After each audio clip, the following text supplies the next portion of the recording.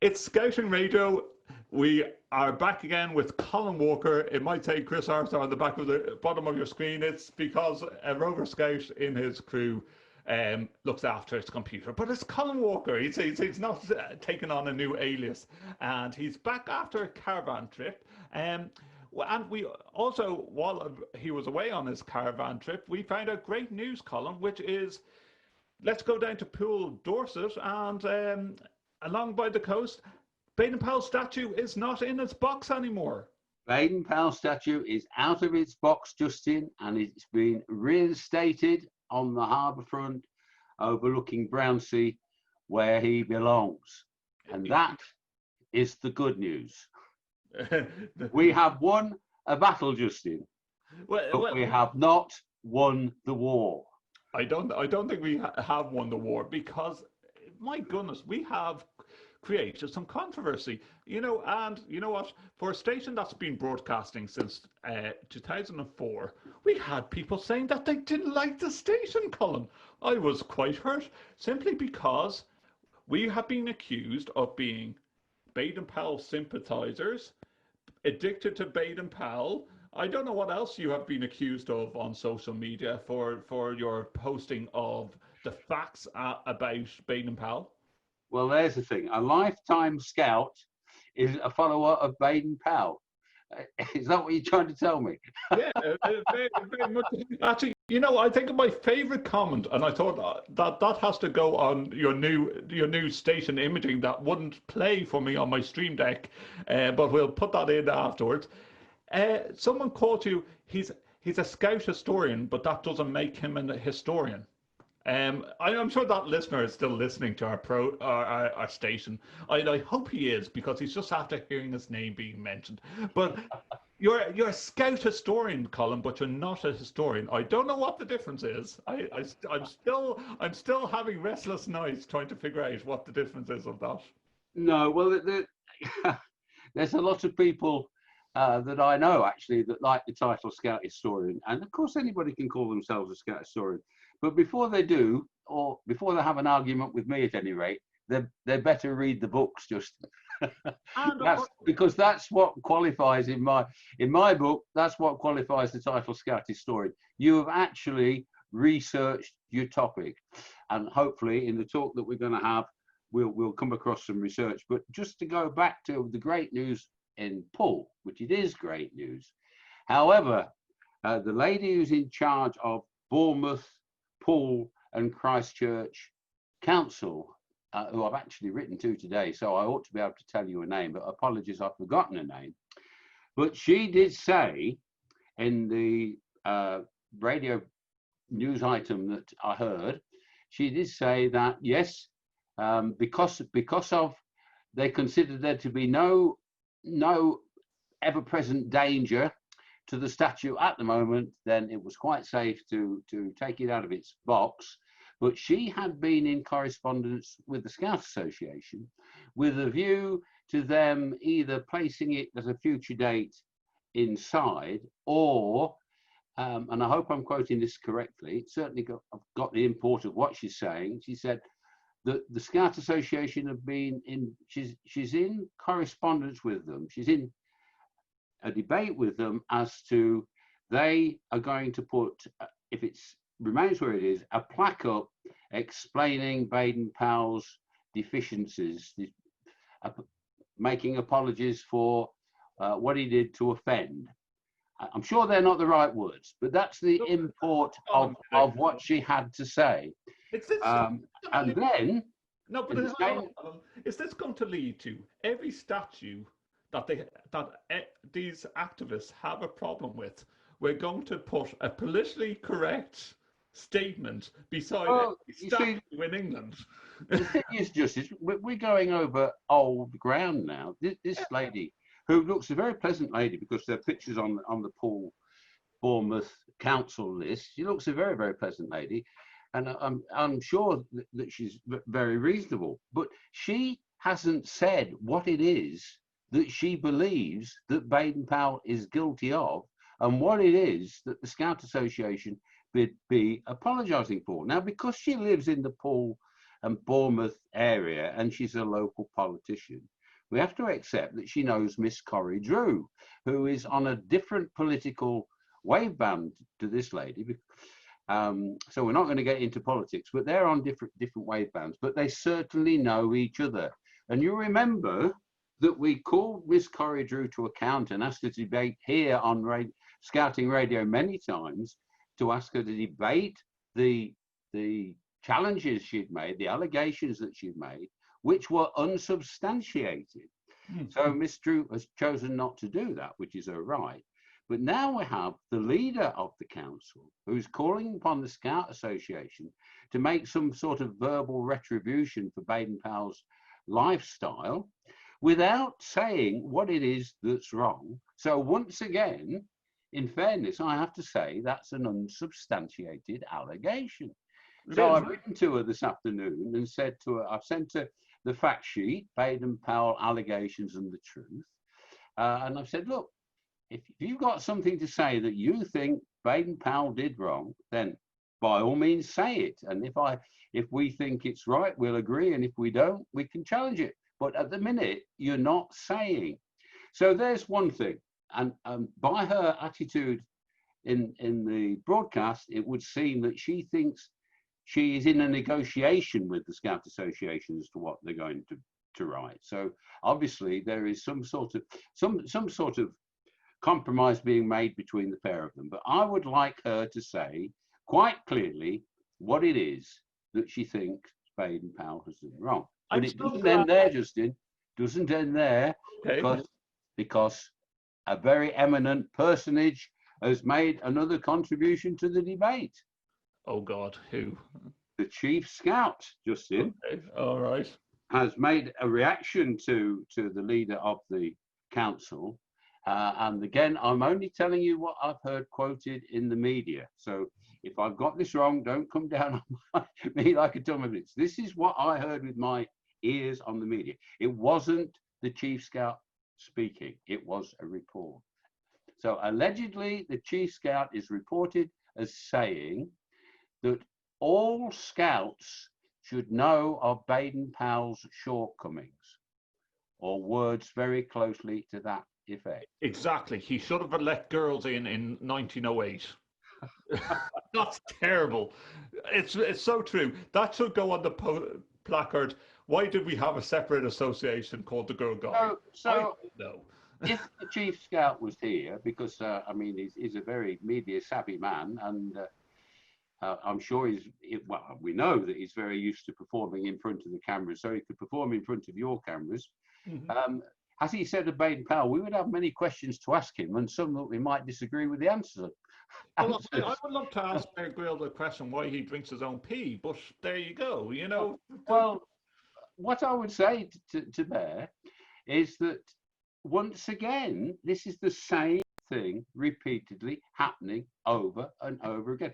Bear, if you've got something to say that Baden Powell did wrong, then let us know what it is that you think we should be apologising for. Because nobody, since this whole debate has started, not a single person who has made allegations about Baden Powell has substantiated them or come up with a single fact. Now, we know generally that the British Empire was guilty of many sins. Imperialism is wrong. Taking land away from native peoples is wrong. And all of us that profited from them on the website today, on the Facebook website, I said I'd be the first to put my hand up and be the top of a list on a piece of paper that said, I have benefited from the terrible crimes committed in the name of imperialism, as have every citizen of the United Kingdom. But if we're looking at destroying the reputation of a man who achieved fantastic things in his lifetime that are now being denigrated, just let's have a little regard for the fact. If you're going to say he did something wrong, then don't hide behind the fact that he led a complicated life. Mm-hmm. Tell us in plain, simple words what he did that's wrong. He wrote enough books. There is enough written about this man. He kept diaries for a lifetime. He kept enough papers, all of which I have spent 20 years studying. So just be letting us know what it is that he actually did wrong. Then we'll look at the evidence.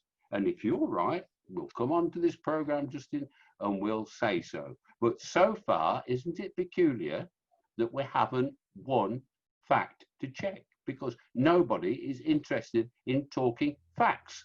Well, we're not getting facts. We're just getting more and more questions and more crazy decisions, Colin, because literally it happened just before you went off on holidays, and we were thinking, were we going to do a show straight away? And then we thought, okay, we'll ponder this for a while. We got an anonymous email in from the United States and a traditional Scout association over in the United States. We won't name which one. They're talking about, one, we shouldn't call it the wood badge or the wood beads because of some connotations. We'll go into those in a minute or two's time. And the other one is that they want to take away the name Baden Powell from everything that their Scout association is connected with. Well, I'm sorry, that's a youth group. How do you take away the founder's name from a Scout association? Now, I am aware that the Boy Scouts of America do remember the story of Seaton and being lost in the fog, and that they believe that he founded the Boy Scouts of America. That's fine.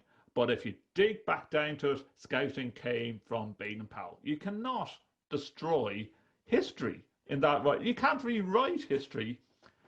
But she was saying that there's currently a movement among the top leadership of the association to change the name from the organisation to disassociate itself from BP. A lot of internal politics among folks from the far left that feel that the Zoom presentation was just a justification of a bunch of white men. Well, Colin, I'll give you time to dispute that in a couple of minutes. The association recognises the wood badge, wood beads, but it's currently wanting to have nothing to do with the wood beads because they've heard that the beads, quote unquote, story as told at training do not match the truth that BP actually stole the beads from a dead girl's body. Now, is that where the wood beads came from? That is the topic of the program. Well, we can tell you straight out that it is absolutely and utterly false. Well, Powell did not steal any beads from a dead it's girl. very nice, Justin, I have to say. It does make a nice change for somebody like me who professes to be a Scout historian to be faced by somebody who at least is trying to state a fact, because then you can challenge it. Mm. If you don't deal in facts at all, it's impossible to challenge them because you're not putting up a fact to be shot at. But I can tell you exactly where this came from. And it came from this big book here. Wow, that's quite a big book. This is the best biography of Baden Powell that you are ever likely to see. And it came and was written by a man called Tim Geel. The book is 3 inches thick, and Tim Geel wrote it when many people who knew Baden Powell was still alive, so it's not likely that there will ever be a better book. Mm-hmm. Does that mean it's not flawed? No, it doesn't mean it's not flawed. It is the best book we've got. But there were 4 chapters questioning Baden Powell's sexuality, and that boiled down to a single sentence where Tim Geel had to say he had no evidence of Baden Powell's homosexuality, but he was convinced that he was a repressed homosexual. So clearly the man is a mind reader. Okay. Yeah. So we can leave that alone because that doesn't concern us at the moment. But there is here 3 little lines that tell us where this American group of Scouters have got their concern from. It's a pity they didn't check them out with me before they made these drastic comments. The first badges were formed from beads belonging to an African necklace, which Baden Powell suggested he'd found in Dinizulu's hut. There is, however, no record of this. In his diary or in his letters written at the time, though he does mention appropriating the necklace of a dead African girl. Right. End of quote. Now, what does that make you think then? He's saying Baden Powell didn't mention anything else other than beads belonging to a dead African girl. So therefore, these must be the beads of a dead African girl. So therefore, these people are getting upset in America that they are wearing a representation of these beads. Well, no, they're not. Okay. Because Baden Powell wrote more books than Mr. Gill, although Mr. Gill has written a lot of books. He actually wrote more books than Charles Dickens, and I've got one of them in my hand.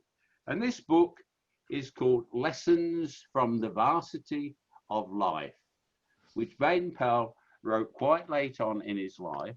And he used a combination of his journals, which he'd kept all through his army career, to inform what he was writing. Now, what we've got to bear in mind about this, Justin, is Baden Powell is the only person who could possibly know the story that I'm going to tell you. Of course. So Tim Gill or nobody else has got any contrary evidence, because the only person that wrote this story is Baden Powell. So if Baden Powell wrote it down and you disbelieve it, then you better come up with some evidence. And there is none.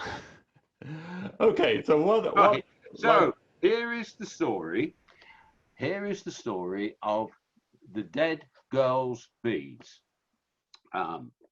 Right, now he says, it was a filthy, there was a fight between the Zulus, some of whom were Zulu mercenaries fighting for Baden Powell, and some of them were tribal Zulu people who were revolting against British rule, which is their entire right.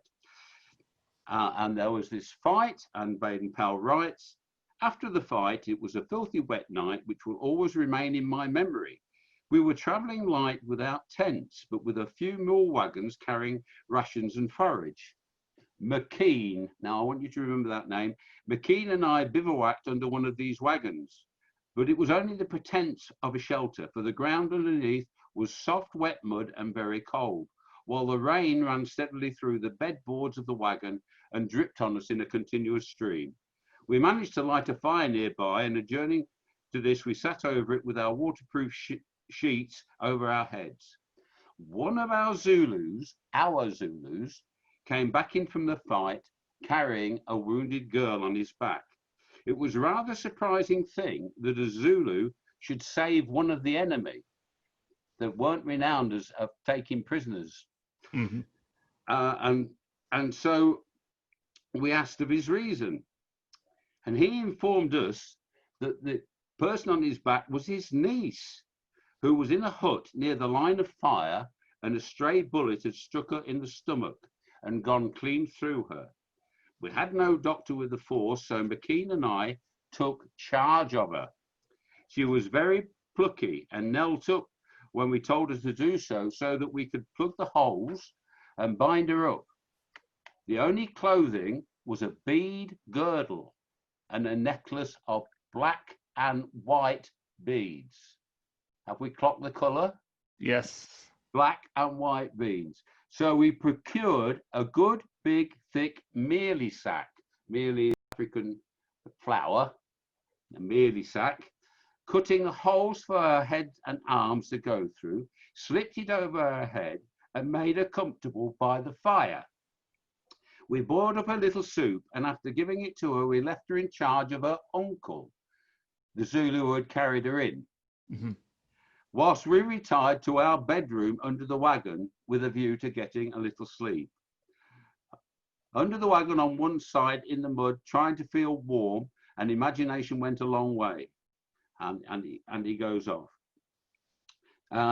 Then after a time, the poor girl at the fire nearby began moaning. So I got up and went out to see how she was getting on. There she was, stark naked again, with the rain beating down on her, and her uncle was haunched up with the sack over his shoulders, smoking a pipe. I ran at him in a fury and landed him one kick before he disappeared in the darkness, taking the sack with him. McKean, the other officer who Baden Powell was with, came and lent a hand in trying to make the girl more comfortable. We put his mackintosh over her and gave her more soup, but before morning she had died. Wow. So there we are.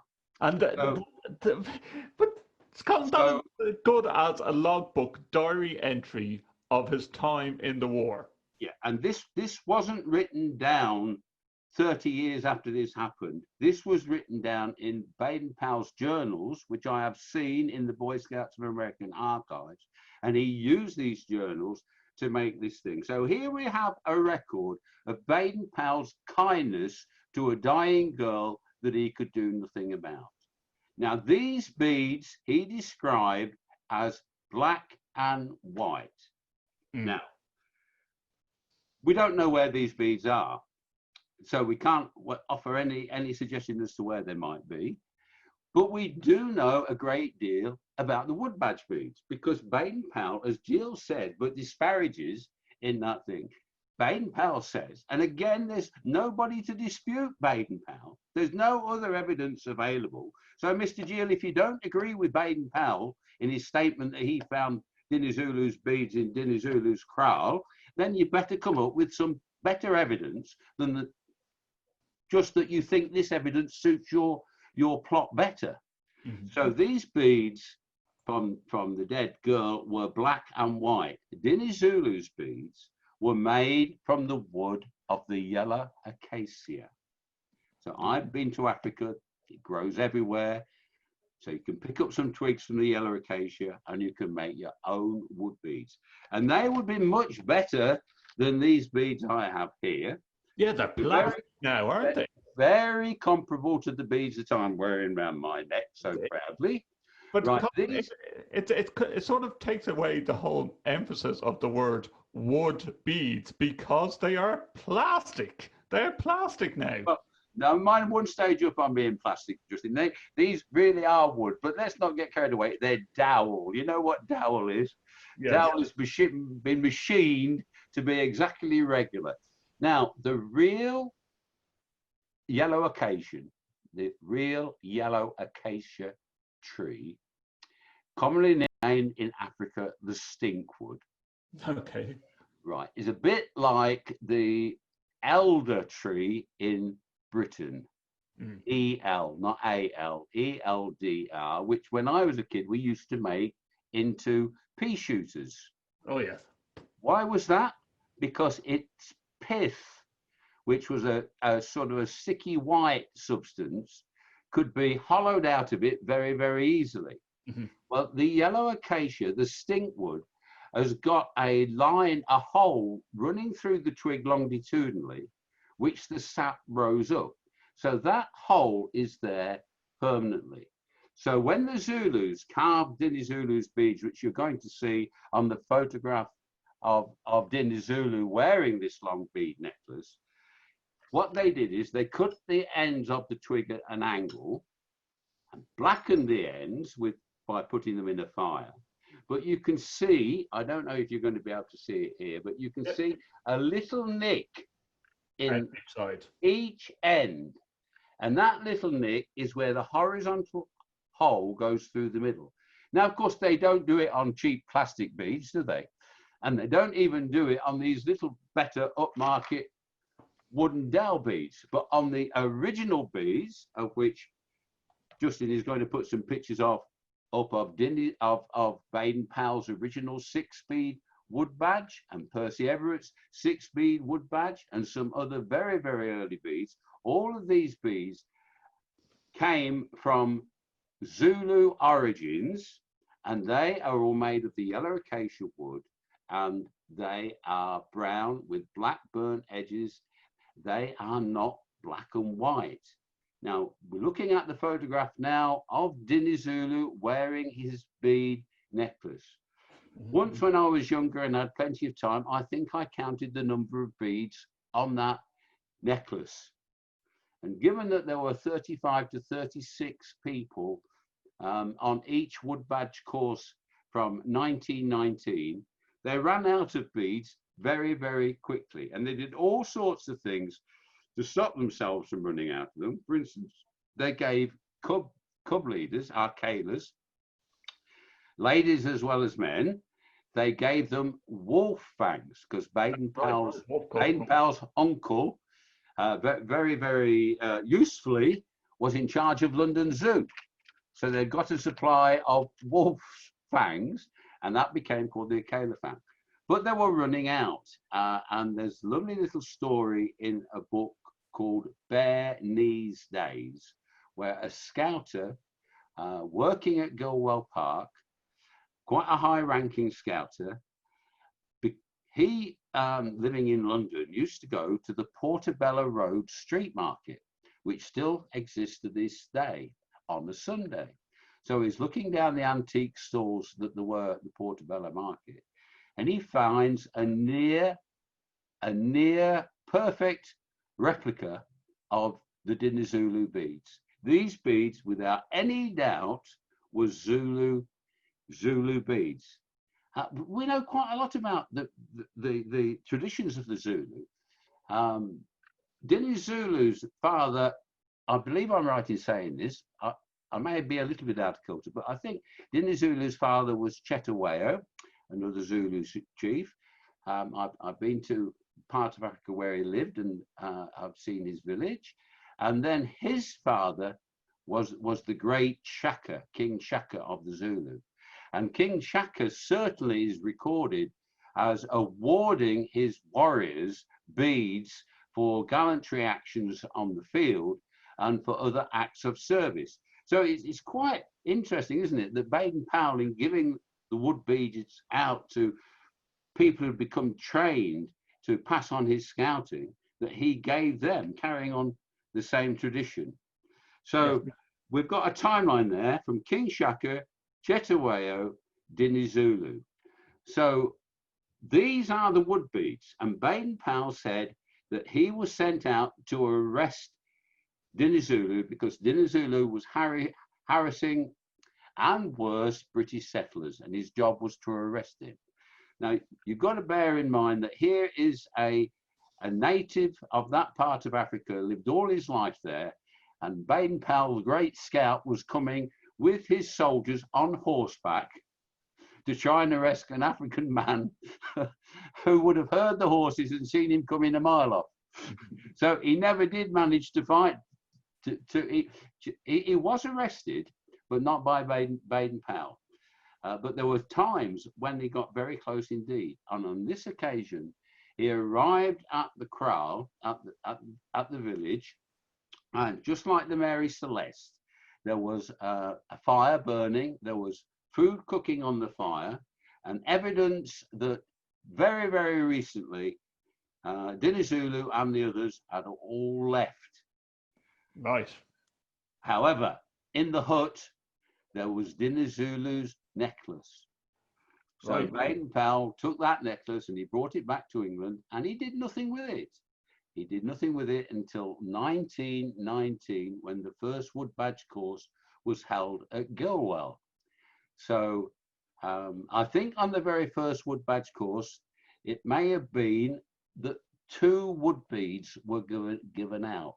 But very shortly, when they began to run out, that 2 was reduced to 1, and the participant was asked to make the other one. So in very, very early wood beads, you can see one original, sometimes very skinny original bead, and one more modern bead that had been actually made by the participant. And was probably, Colin, if I tried to make one of those beads, I'd chop my finger off with a penknife.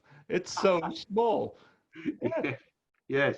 So the Dinizulu beads, when Baden Powell gave them out, the very first wood badge course, I think they probably were in twos, but very quickly it was realized they were going to run out. So they were in ones. And the beads themselves, Baden Powell thought that the proper and correct place to wear them was on the hat. So Justin is now going to portray a photograph showing a pair of beads on a very short thong that end in a safety pin, which was for clipping onto the scout hat on the brim, and that's where the Woodbead badge resided. Now, can you see a problem with that, Justin? Yeah, they would easily fall off. That would be my thought. Well, when you went inside a building and took your hat off, you lost your status. Yes, of course. Well, that's true too. Yeah, of course. Yes. Nobody got the wood badge when you took your hat off. So that soon got remedied. So the original beads then, let's be in no mistake about this. The original beads have nothing to do with the dead African girl. There was a set of beads that belonged to a dead African girl. It sounds very emotive. I've read you the story. How many acts of kindness did Baden Powell and the person that he was with try to perform on this girl who was dying? No doctor could be found. He showed her every kindness that there was. And now we have people saying that they're not going to wear the wood beads because of all these things that they're saying, which have got no relevance to the fact whatsoever. The only fault that we can pick on Baden Powell in that is that he fell asleep. He went to bed with the, you know, and you know what? Well, and he wasn't a medical doctor, so he couldn't perform an emergency operation. Exactly. Well, but he did it. He did his best, didn't he? He did do his best, and it's written from his actual words that you have even mentioned. You've checked on both levels with his book and also his journals, which reside in the history museums in Boy Scouts of America. I've always heard, Colin, in the past that when they were running out of beads, he put his some of the beads inside a barrel and he shook them up. That's the story I've always heard. Is there any myth to that, or is it a fabricated story to help all those leaders who have got their wood badge believe that they have the beads of Baden Powell? I honestly don't know, Justin. All I can tell you is that there's never a subject in scouting that there is more stories about than the Gilwell neckerchief and the beads. Well, and I was privileged to go in America to a wood badge reunion, and the Boy Scouts of America revere in a way that I'm afraid to say we don't revere. Perhaps it's when you live in a place, it's more commonplace, isn't it? It's our history. And so do people in London go visit Buckingham Palace? No, they don't, because it's there all around them. And I think that's probably the case with the history of scouting in our country. It's close to us. We've no need to go pay it special homage. But in America, wood badge is held very, very seriously. It is, because like even their patrols, like they have the animal patrol names, the owl and so forth, or I was a buffalo, I was an owl, or whatever it is. But they even are given their registration code as soon as they get their wood badge, and they want to still keep in contact with the people that they did their wood badge with. And they just think if they're part of this patrol, all the patrols that went before them are all owls or all buffaloes. So they like that sense of competition. It's great.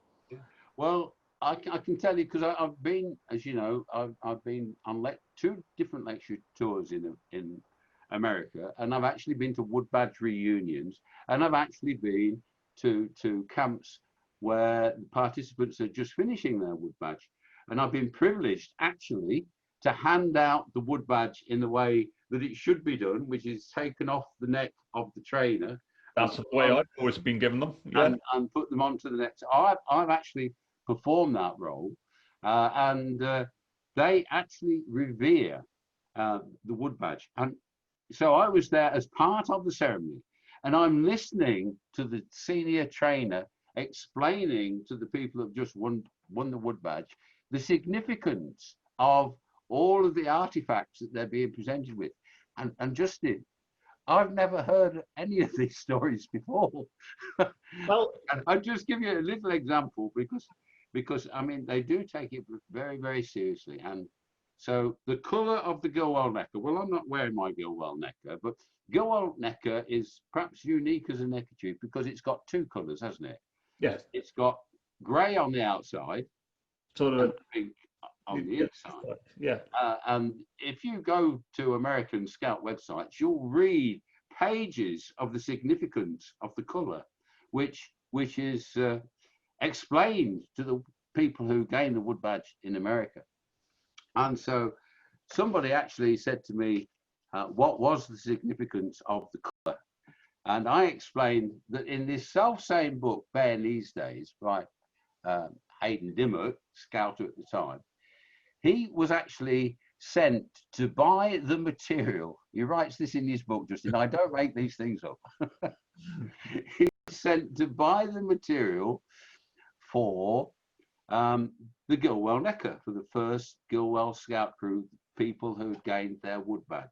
There's lots of stories how they were made from the curtains that had hung up in Gilwell House before the Scouts taken over. And Well, that explains the turton on the back. well, the house was throughout the whole of the First World War. The house was a ruin. Nobody lived in it, so the curtains were, I suggest you, be quite moth-eaten and not fit for anything. But anyway, Hayden Dimmock explains that he was sent to buy the material, and he said he went down the Portobello Road Market again, and he found an Indian trader selling cloth, and the cheapest he could buy. So no, it wasn't. Before any of our listeners come in, any of the ones that are out to get us, Colin, no, he didn't rob the colours. The cheapest wasn't robbed fabric. So no, not at all. So I think it's very. I'm not going to knock people who want to revere the wood badge. That's a much better state of mind, I think, than wanting to set fire to the beads. So we'll not mock them, and if they can find significance in it that's meaningful for them, well, that's fine. But as a historian, I think we've got to have some sort of allegiance to the truth, haven't we? Well, glad that we have put that to rest with regards, like it.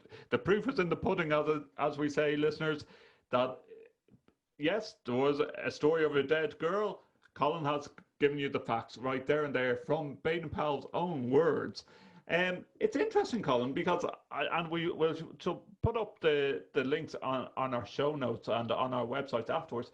If you just type in Dinny Zulu and wood badge, as we were mentioning, comes up with so many different stories. In fact, heritage.scouts.org.uk, which is pretty much Scouts UK's site, says the necklace was not the only souvenir of his military career. This is in reference of Baden Powell, which would come to be important to scouting. In 1900, Baden Powell was the British Army commander during the siege of Mafeking, the Second Boer War in South Africa. During the siege, he had a conversation with an elderly African gentleman. He presented Baden Powell with a leather lace, which he wore around his neck, saying his mother had given it to him for luck, and now he would pass it on to Baden Powell. So, there's different stories that is out there, but this is the first time I've ever heard of this anonymous listener. She wants to remain anonymous, coming out and saying that Baden Powell stole the beads. Well, I think every story I've always been told in wood badge circles and during my training was this was gifted to him. You're telling me he found the beads or afterwards? That's what he said, and at the time there would be no reason for him to lie, and nobody else. No, I mean we've learned from the dead girl that there was another officer. You remember his name was McKean. Yes. But McKean, as far as I'm aware, certainly Mr. Gill doesn't come up with any any evidence from McKean, and I've never seen any evidence from McKean. So the only person telling this story is Baden Powell, and he would be telling it at a time when there'd be no reason whatsoever to make up lies. So if you've got better proof than the founder's own words, then let's be knowing. St. Margaret's London has the site saying exactly what you told me there. Sorry. Eventually Dinizulu took refuge in a stronghold. I had been sent forward on a scouting expedition into a stronghold. He nipped out as we got in. In his haste, he left his necklace behind, a very long chain of little wooden beads. That is the exact words from his journal. And Scouts back Founder's Beat story. This is going back to the Chicago Tribune, September the 28th, 1990, Colin. This fabricated story goes back to 1919. An investigation is undertaken by the national headquarters of the Boy Scouts of America concluded Thursday that a controversial wooden beads most likely were removed from Zulu chief's tent by the founder of scouting. The conclusion counters one-cited Ray Baker, 46, of Southside, and Dean Robinson, 26, of Oak Park, who found a book by a British author who claimed scouting founder Robert Baden Powell took the beads from the neck of a dead African girl. Yes. So this guess which book that was? That was Tim Giles. That was Tim Giles. Well, there we go. The Boy Scouts of America disputed that back in 1990. We can put that in the show notes as well. Well, that would be 1 year after Tim Giles' book was published. Tim Giles' book was published in 1989. So probably by the time it got to America. And then another one that we will put up, and some great photos actually, from joeyscouts.com.au, which is linked to Scouts Australia. It's an very old, I shall send this on to you, Colin. It's a scanned 3-page document talking about Dinizulu and his necklace.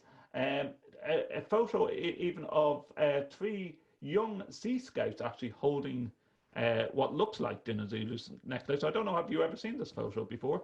But it's I know of two photographs only, and I've sent you one of them, which you're going to put up now. But there is another photograph. I don't actually think they're the same necklace in both photographs, because the one that I've sent you, the beads are very regular, and the other photograph shows a similar necklace, equal in length, but you can see the beads are graduated in a different length, so they get to be as long as 2.5 inches, and they go down to be very tiny. Okay. In the other photograph, the one that you've got, the beads are very regular. Yes, that's right. Yeah. Now, one listener did actually ask, since we did mention about the neckerchief, the wood badge neckerchief, and the go on neckerchief, what is the resemblance of the tartan that's on the back? Is that McLaren's tartan? I believe that is Boys McLaren's tartan, yes.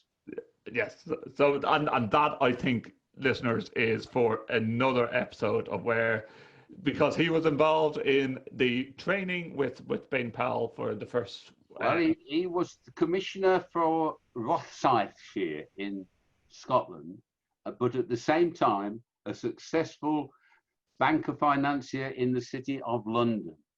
And Baden Powell let it be known that he was looking for a place to allow the scouts from North London to camp in the fresh air, but at the same time, he was looking for a training ground for his scouters, because at that time, different scout counties ran training, but it wasn't unified. And Baden Powell wanted to unify it, and he wanted a place to it. So the word was put out, and it's a very, very good story. And we know that Rovers took a big part in this, and the place was found. And first people there the week before it was opened were Rovers who slept in the alleged pigsty. And then on the day, Mrs. Boys McLaren cut the ribbon, which was Scout colours, but the McLaren tartan went on the back of the dove grey and inside pink neckerchief to become the neckerchief of the first Gilwell. Every scouter in the world who's got a wood badge is a member of the first Gilwell Scout Troop. Now, Colin, another question came in from a listener, and maybe you know the answer, maybe you don't. Will the Gilwell reunion happen this year with COVID-19? I am 99.9% certain that it won't. I was listening to a webinar only a few days ago from the Scout Association, and they had not projected any mass campings at Gilwell this year. They were saying that, I think they were saying that there might be some limited use, but there could be no mass camps. I mean, the Gilwell reunion typically is attended by about 3,000 people. It won't happen. It won't happen. Yeah, government rules and regulations. There might be. It'd be interesting to see will they do anything virtual for the Gilwell reunion. Might be interesting to see some. Well, I'm sure they will, because that seems to be the fashion. But we here on Scouting Radio, folks, we're going to do something, because we're going to have a virtual tour of Gilwell. Since the year 2000, I've been giving walk and talks, we call them, on the Saturday and the Sunday around Gilwell Park, and we meet at the Chief's Drum just by the Gidney Cabin, so that's where you better go, to the Chief's Drum by Gidney Cabin, and we've got a whole range of photographs. Some are historic photographs taken at the time when they were originally erected in the park. Some are photographs that have been taken more recently of the Thane Rover crew, because everything made of wood, if it's outside, it's going to have to be renovated sooner or later. So there are pictures of the Thane Rover crew renovating, rebuilding even these iconic shrines of scouting. And then last Gilwell Park reunion on the Saturday and Sunday, a fellow rover in the rover crew came round with me and took photographs of me talking to the crowds of people and showing them these sites.